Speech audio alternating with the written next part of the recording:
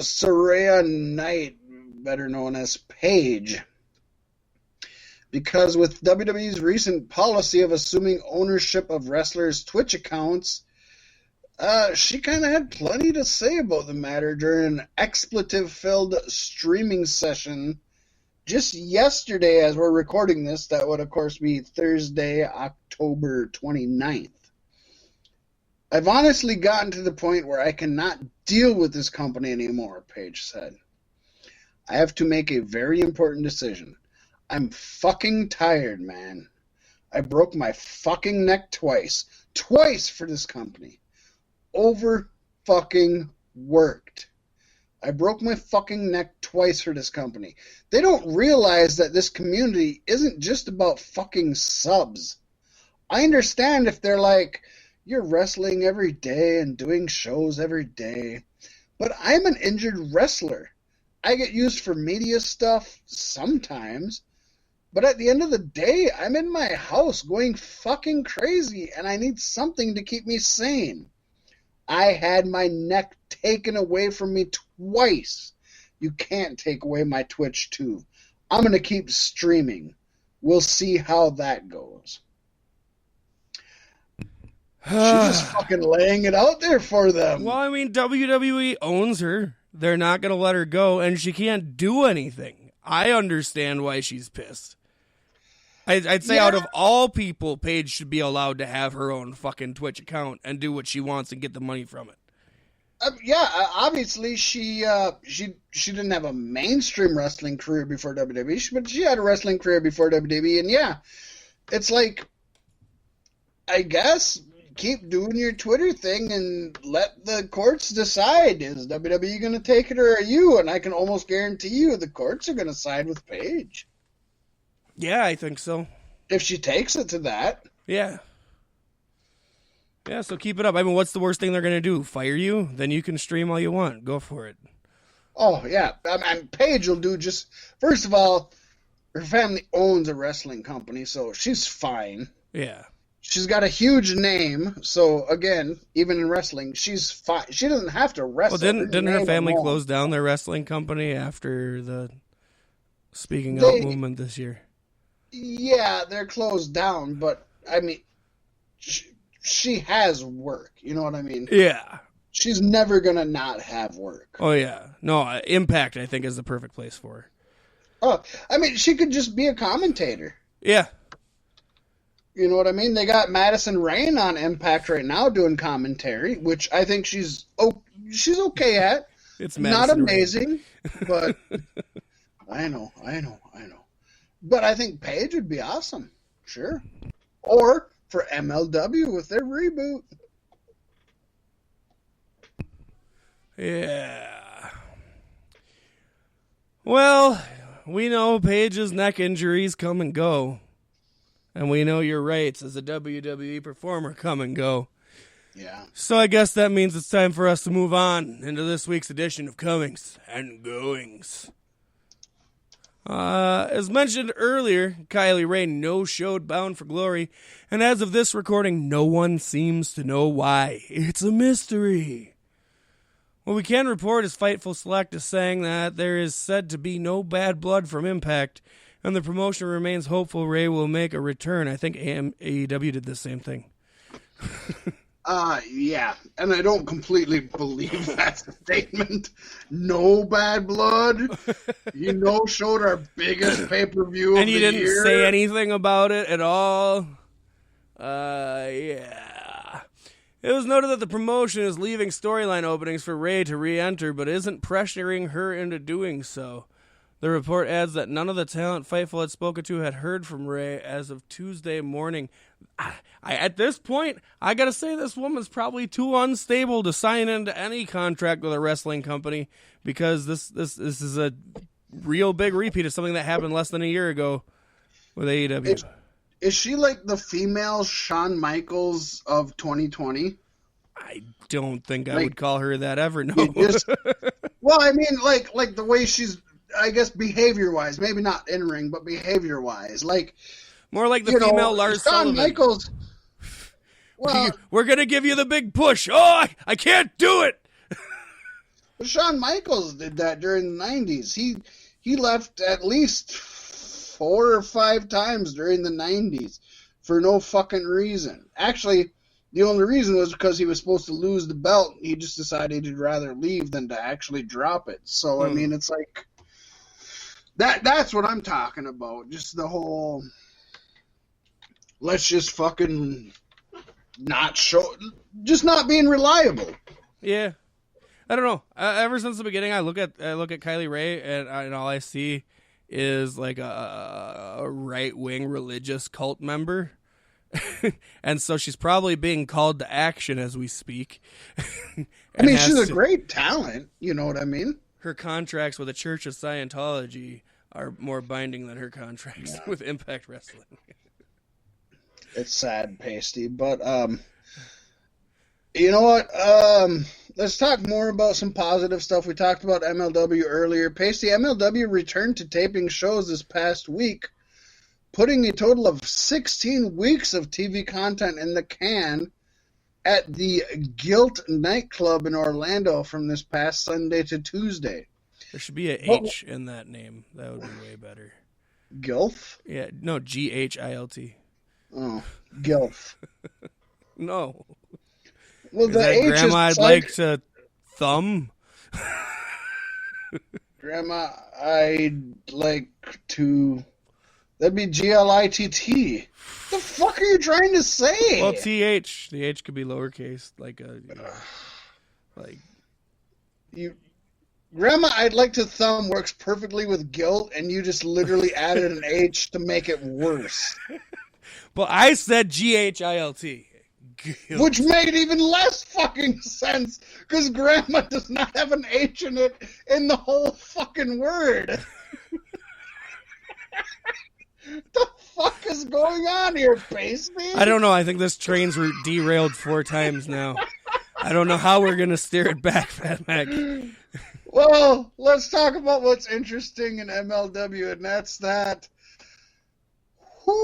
taping saw not 1, but at least 3 former WWE stars taking part in the shows, including names such as Lio Rush, Shawn Daivari, and ACH, popularly known as the big blackface smile on WWE t-shirts. Smiley Miles. Out of these 3, Daivari reportedly worked both as talent and producer, though it's not a big surprise as he'd been working as a producer for WWE since January 2019 before getting released during the pandemic. Lio Rush, as we kind of hinted to a moment ago, also released from the company during the budget cuts this past April, had been in the promotion since 2017 and only worked a handful of matches since his release.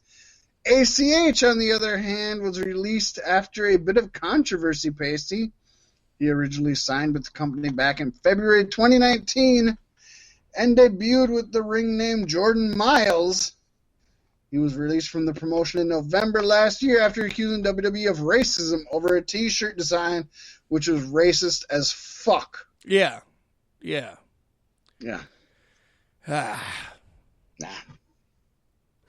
Well, a popular star in the world of British professional wrestling has joined NXT UK, as was announced during tonight's episode of the show. During Thursday's NXT UK, a vignette aired promoting Rampage Brown was coming to the brand soon. Rampage is a former champion in Defiant Progress, World of Sport, and a number of other promotions in Britain and Europe.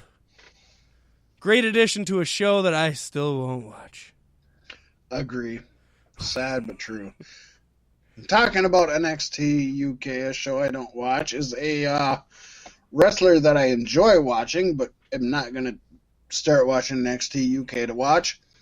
Meiko Satomura will be joining the NXT UK brand, according to a new article released by Tokyo Sports.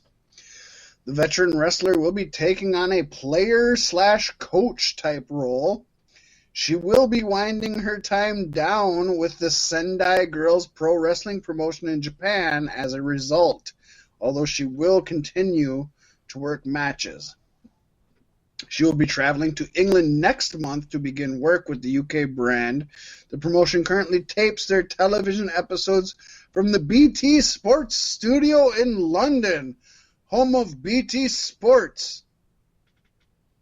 Woo! Yeah. Yeah.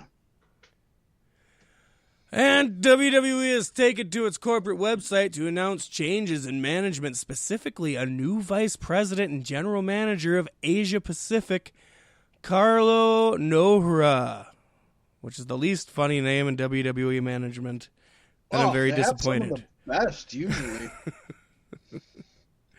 Previously, Nohra served as WWE Vice President General Manager, MENA, Middle Eastern Nations, where he successfully oversaw the consolidation of the company's media rights agreements, launched WWE as Arabic language programming efforts, and expanded his live events strategy in the region. In his new role, Nohra will lead WWE's strategic business initiatives and day-to-day operations in the APAC region and work with partners all across WWE's lines of business, including television, live events, marketing, sponsorship, digital licensing, and merchandising. He will continue reporting directly to James Rosenstock, WWE Executive Vice President International. I can't wait till James Rosenstock has to... They are using the international title, Fat Mac. James Rosenstock has the international title. Pit him in a Hell in a Cell against Sean Debari. He's got the secondary international title, right? Because who would be the executive president international? But I don't know. It's unknown. It's probably Vince. It was me all. It's the final boss. You have to unlock him. It'll be revealed in that documentary coming soon to Netflix. Yeah, that documentary, Pasty, it's really going to talk about a lot of the bumps, the bruises, the injuries that Vince McMahon has suffered over the years. A lot of them. Like being exploded. Yeah. There's a lot of injuries to report in that biopic, but I think our due diligence is to talk about the injuries to report this week, which brings us to the injury report this week. Yeah. And report Pasty, those injuries. Yes, because Wednesday's taped episode of Dynamite included Tay Conti versus Abaddon. But the match was pulled from airing due to Abaddon suffering a serious injury that caused her to be hospitalized. Ebony, that's all, folks. Wrestling Observer Radio reports Abaddon took an elbow to the throat, and she wasn't even able to breathe. The match was stopped immediately, and she was sent to the hospital for further evaluation. Abaddon is expected to make full recovery, while Matt Hardy asked how the fuck did her match get stopped immediately. Great no-sell, by the way. Oh, thank you. The Rock posted a video on Monday after Ken Shamrock whipped his ass for fucking up his induction speech. Oh, snap! No. The Rock busted his head in a gym accident while tossing around 50-pound chains for fun in a drop set. He got lumped up and needed stitches. Oh, he's taking that Hercules role a little too far. Yeah, well, I mean, I think he's competing with John Cena, to be honest. I mean, now that Cena's in Hollywood, Rock's got a lot to be worried about. Does Cena throw chains around? No, but he sure the fuck threw Eric Andre. Oh, my gosh. I'll tell you one thing, Pasty. That's a great segue. Because actor Eric Andre suffered a concussion at the hands of John Cena on Sunday, October 25th. And had to go to the hospital after a stunt went wrong on Jimmy Kimmel Live this week. He actually talked about the stunt went wrong on the Eric Andre show, but he talked about it on Jimmy Kimmel. Yeah, Andre appeared on Jimmy Kimmel Live to talk about the stunt that went wrong on the Eric Andre show that aired this week. I think it's recorded but hasn't aired yet. But they showed Maybe it on won't Kimmel. Air at all. Bottom line is, John Cena did a stunt right before they prepared for the stunt. What?